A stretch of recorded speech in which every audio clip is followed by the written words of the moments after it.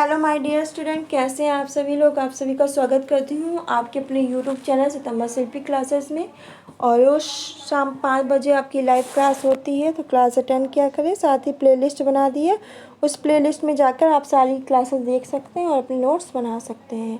तो चलिए शुरू करते हैं आज की क्लास। और आज की क्लास में हम पढ़ेंगे विवाह के उद्देश्य, जो कि एक समाजशास्त्री ने दिए हैं और इम्पॉर्टेंट है। पेपर में डायरेक्ट यहाँ से क्वेश्चन बन जाते हैं, तो आपके क्वेश्चन कोई भी गलत ना हो, इसलिए हम लोग विवाह के उद्देश्य पढ़ेंगे।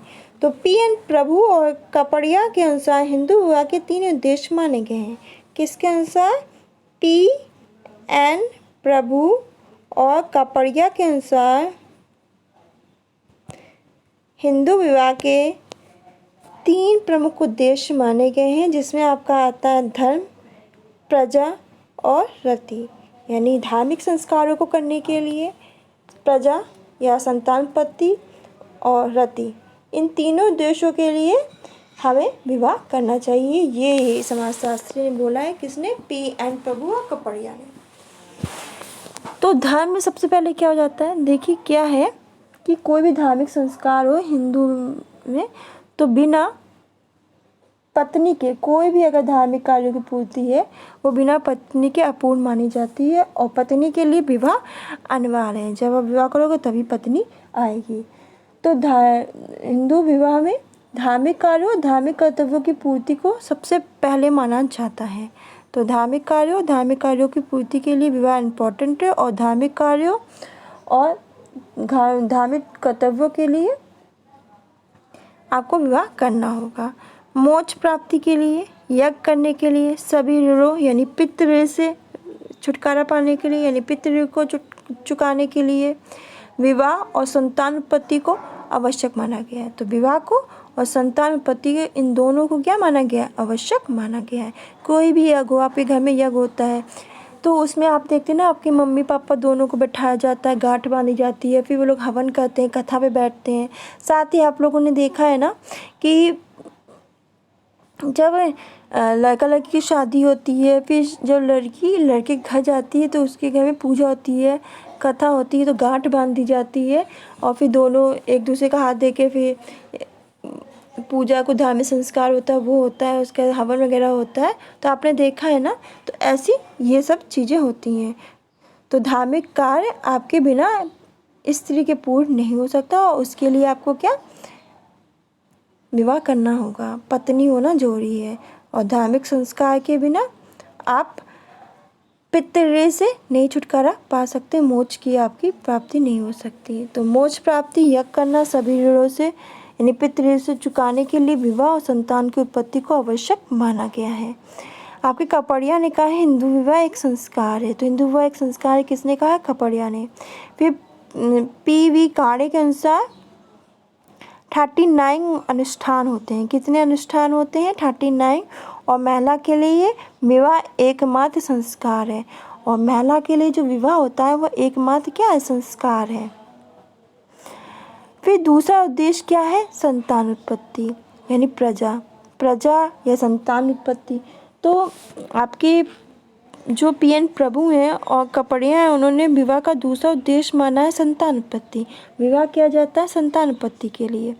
देखिए, मोक्ष प्राप्ति के लिए पिंडदान जरूरी होता है। इसके लिए संतान, विशेषकर पुत्र प्राप्ति आवश्यक है। देखिए, हमारे हिंदू धर्म में पुत्र को बहुत ही आवश्यक माना गया है। पुत्र का विशेष स्थान है। वही पिता के लिए तर्पण और पिंडदान करता है, और वही पुत्र क्या करता है? पिता के लिए तर्पण करता है, पिंडदान करता है, उन्हें जो पिता होते हैं उनको मोक्ष दिलाता है। तो हमारे हिंदू धर्म में मानता है कि पुत्र होना चाहिए, संतान में पुत्र जरूर होना चाहिए। तो मोक्ष प्राप्ति के लिए पिंडदान जरूरी है, और इसके लिए संतान, विशेषकर पुत्र प्राप्ति आवश्यक मानी गई है। तीसरा उद्देश्य बताया है रति, यानी मनुष्य की काम, रति, यौन संतुष्टि को विवाह के उद्देश्य में अंतिम स्थान पर रखा गया है। तो मनुष्य का जो काम है, रति है, यौन संतुष्टि है, उसको विवाह के उद्देश्य में सबसे अंतिम स्थान पे रखा गया है। तो तीसरा उद्देश्य क्या होता है हिंदू विवाह में? विवाह का यौन संतुष्टि। और इसी के साथ आपके PN प्रभु और कपड़िया के 3 उद्देश्य ये ख़त्म हो गए। और अल्टेयर के अनुसार the position of women in Hindu civilisation के अनुसार वेदों में अविवाहित को अपवित्र माना जाता है।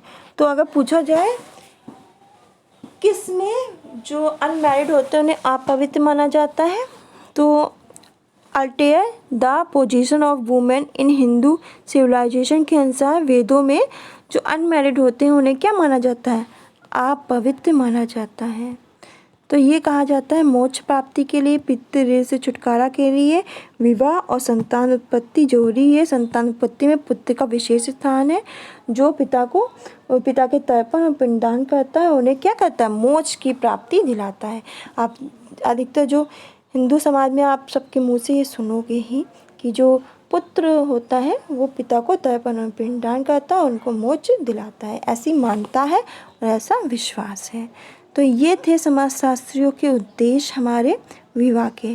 तो इसी के साथ विवाह का उद्देश्य ये टॉपिक फिनिश हो गया है। इम्पॉर्टेंट टॉपिक था, यहाँ से आपको क्वेश्चन देखने को मिलेंगे। जो कथन जिसने कहा है वैसे ही लर्न कर लेना। जैसे कपड़िया ने बोला है कि हिंदू एक संस्कार है।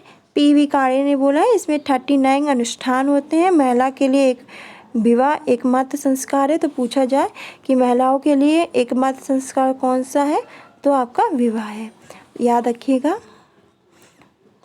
और किसके अनुसार जो अविवाहित होते हैं उन्हें अपवित्र माना जाता है? The position of women in Hindu civilisation के अनुसार। तो ये थे आज के कुछ इम्पोर्टेंट टॉपिक। आज के लिए बस इतना ही। मिलते हैं नेक्स्ट क्लास में नेक्स्ट चैप्टर के साथ। धन्यवाद। वीडियो अच्छी लगे तो लाइक करना, शेयर करना, कमेंट करके अपना फीडबैक जरूर देना। धन्यवाद।